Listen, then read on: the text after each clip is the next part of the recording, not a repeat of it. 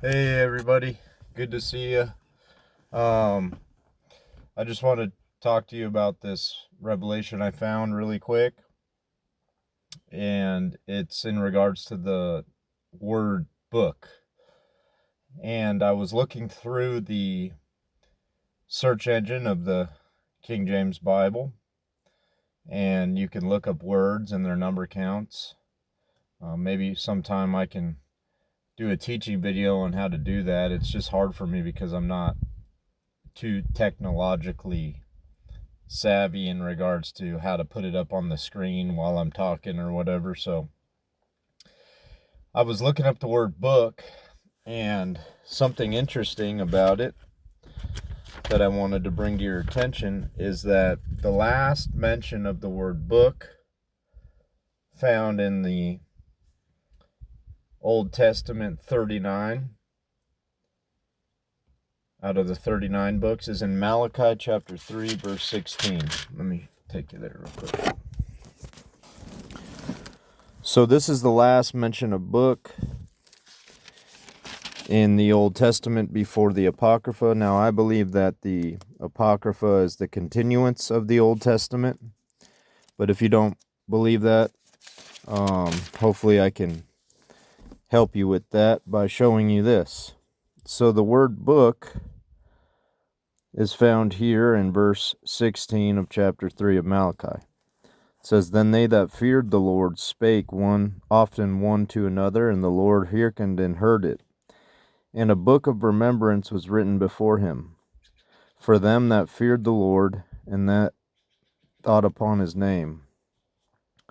So this is the last mention of book, and it's associated with verse 16. Now, if I literally turn one leaf of the Bible, it now reveals that we're entering into the Apocrypha. The first mention of book in the Apocrypha is in verse 11. "And according to the several dignities of the fathers before the people, to offer to the Lord as it is written in the book of Moses, and thus did they in the morning." So without the Apocrypha, you wouldn't get this revelation here of the 1611 King James Bible, revealing to you that the book is 16, book 11, 1611 King James Holy Bible. Now, the first mention of book in the New Testament is Matthew 1:1, the book of the generations, right? So you have that phenomenon as well, working with those who aren't ready to receive the Apocrypha. So God is working both categories of people, right? The doubter and the believer. You know, it's really cool how God does that. So he's performing a multitude of phenomenons for the individual, right? To come forward to his word and see that he has supernatural providence over paper and ink. I love it. And so you have the last mention of book being in verse 16, the first mention of book being verse 11. I mean, what more can you ask for, you know, when it comes to miracles, signs, and wonders? I mean, it's just a confirmation over and over and over. I have over 300 videos on my channel proving that the King James Bible is written by Jesus.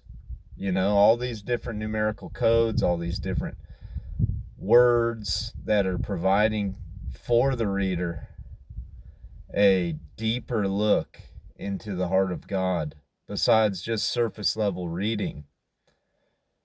There's so much to the Word of God that I don't even know.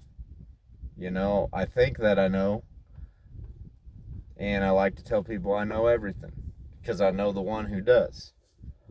But all joking aside, I wanted to show you guys that to prove to you that not only is the Old Testament inspired, but the Apocrypha is inspired by the Lord.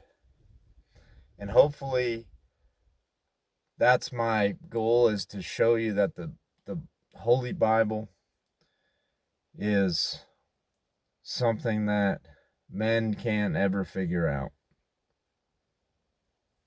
And that's what's beautiful about it, is you have all these men trying to figure out God, you know, and I can't. And that's what I love about them, you know, is that I can always continue to seek him. You know, I can figure out a man, but I can't figure out the Lord. And that's what I love about Jesus, is that he continues to bring me to his word and help me to see him more every day. See a little bit of the Creator. And I'm thankful for his grace and mercy towards me, his forgiveness, as I sojourn through the world and try to figure out who I am in him and who he is in me. So, God bless you. Let it be known to you that the book of God on the earth is the 1611 King James Bible. Hopefully that helps you believe it. Okay, bye.